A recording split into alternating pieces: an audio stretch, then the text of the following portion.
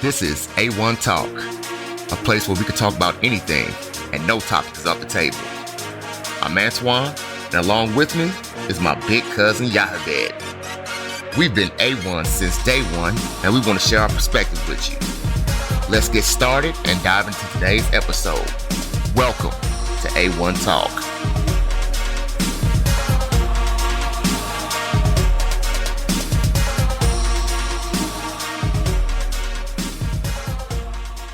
Welcome to A1 Talk. Today we're doing a special.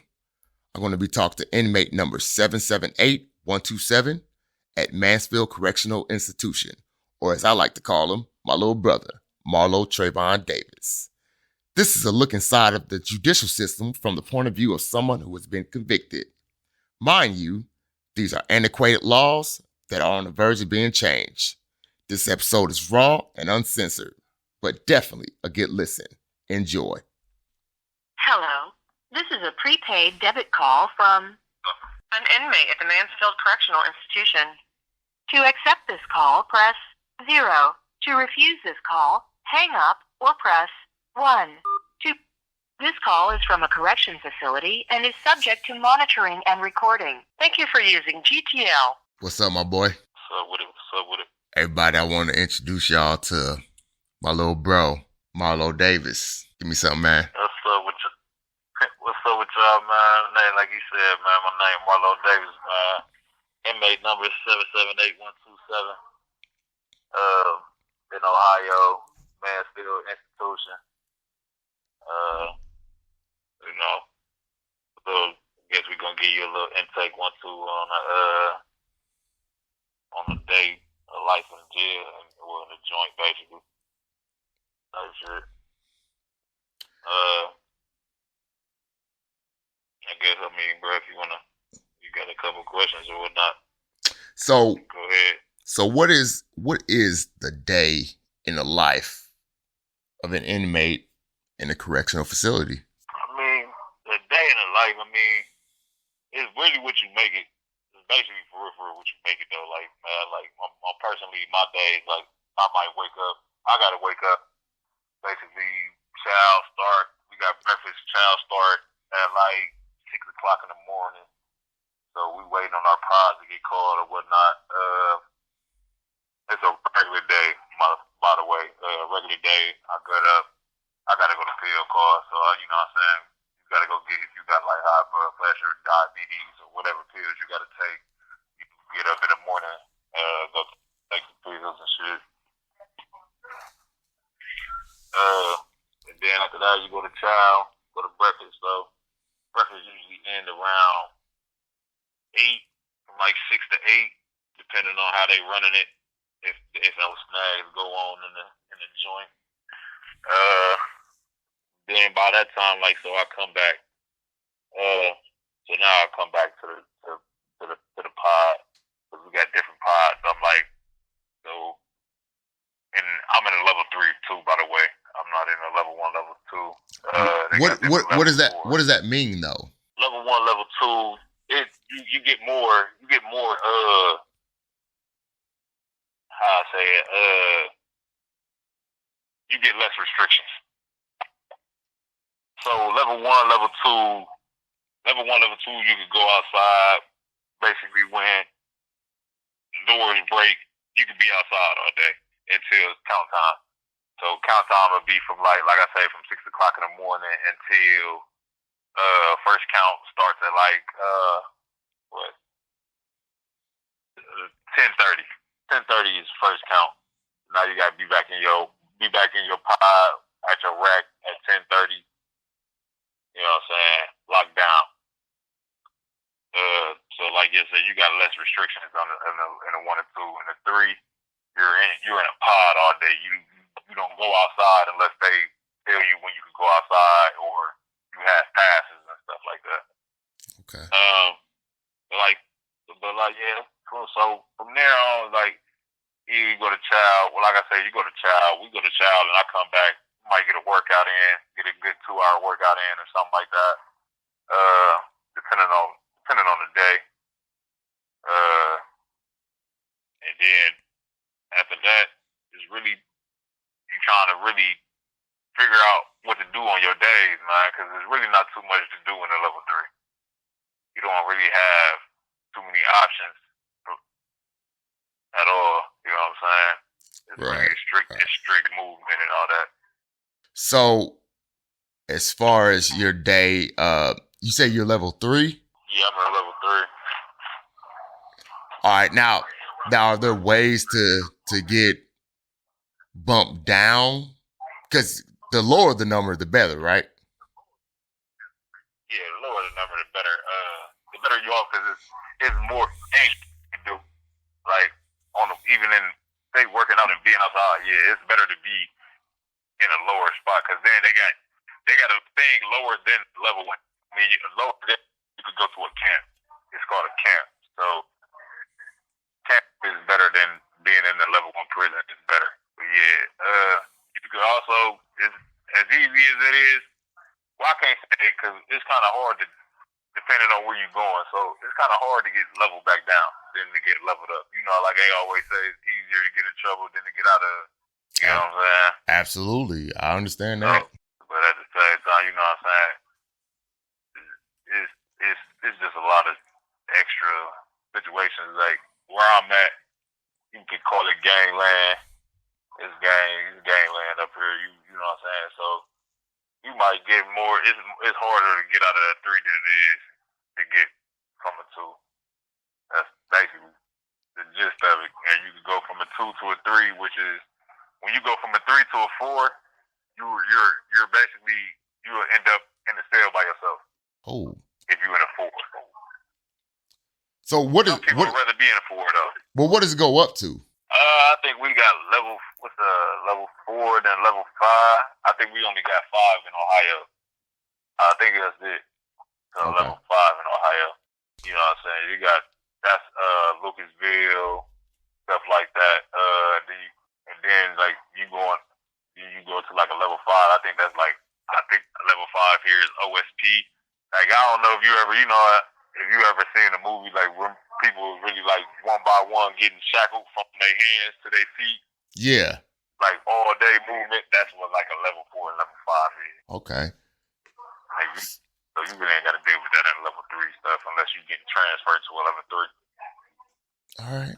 So, and the thing that we're doing on this is these antiquated laws as far as nonviolent drug laws that had mandatory sentencing.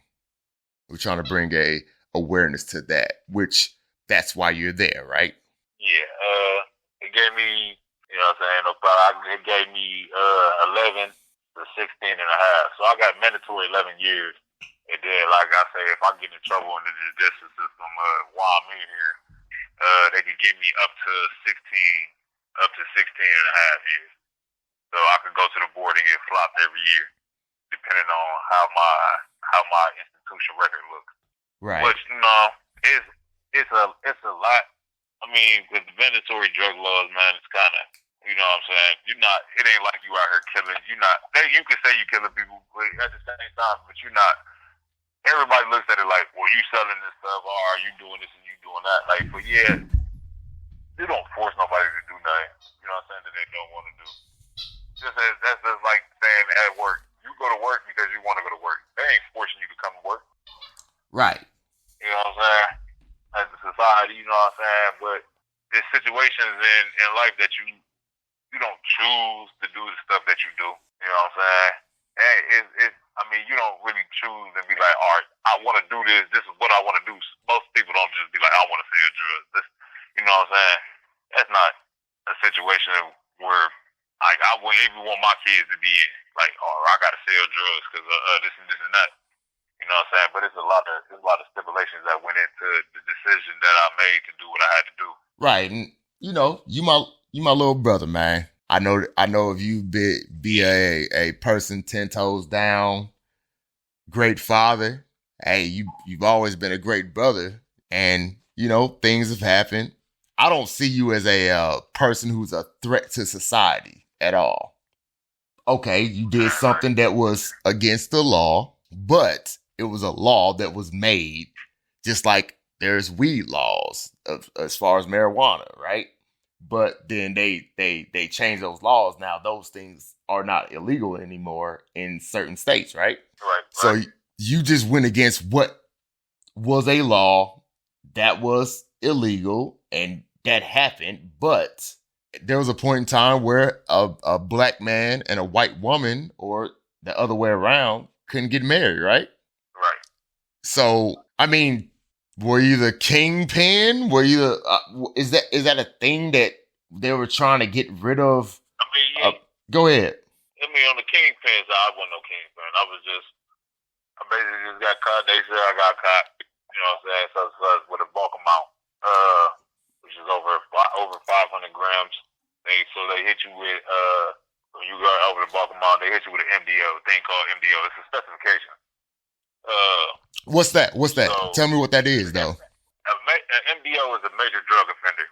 Okay. So they classify you as a major drug offender because you got the bulk amount or whatever. And then stipulations of that is 11 years mandatory. Right. Which, you know, like I said, like we were talking, like we said, the laws in Ohio over drugs and over other things is really terrible, to be honest. It's terrible. Absolutely. They're antiquate. They're old laws that like don't make sense now. Yeah, because I could go get involuntary manslaughter and get 5 to 6 years. Right, and that doesn't make sense. You took a person's life, but then you were doing something. Obviously, we know. Okay, as far as the law says, it was illegal, but those people were going to get whatever they got from you from somewhere else if they didn't get it from you, right? Right. But a person who committed a murder or something like that, that was very specified. They went to kill that person. Yeah. So, you know, I understand. I mean, like I said, everybody, this is my little brother. One of my baby brothers. He's like the next to last of my mother's children. Love him to death. He actually kind of looked like me a little bit. I think he likes that too, because I'm handsome. Don't listen to that. No, it's like, I mean, like, it's crazy to me, though. Like I say, from even that standpoint, like I got 11 years mandatory, but then you can have people that's really ruined. Like, yeah, you might say I'm ruining people's lives, but like I say, I'm not forcing this. I didn't force anything on anybody.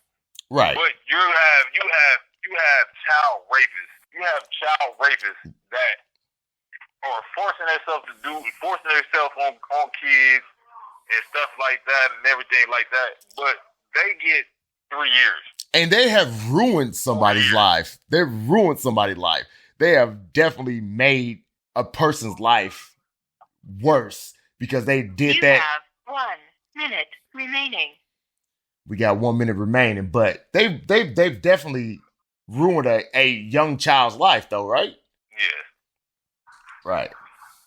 Now, I always tell, real quick, man, I always tell everybody, hey, we got that 1 minute. I always got to tell you, I love you, man. We got 1 minute remaining. Probably we got less than that now. But yeah, man, but I love you, man. Listen, man, this won't be the last time y'all hear from me, man. We probably have another installment or something, man. We can figure out something else.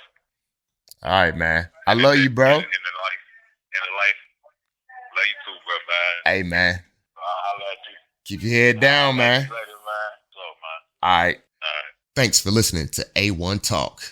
Make sure you tune in every Tuesday and Thursday for exciting new topics. You can find us on Spotify, YouTube, or wherever you stream your podcasts. Also, check out our website, a1talk.com. That's ay1talk.com. We have our episodes listed there and also a merchandise page. Thanks again for listening to A1 Talk.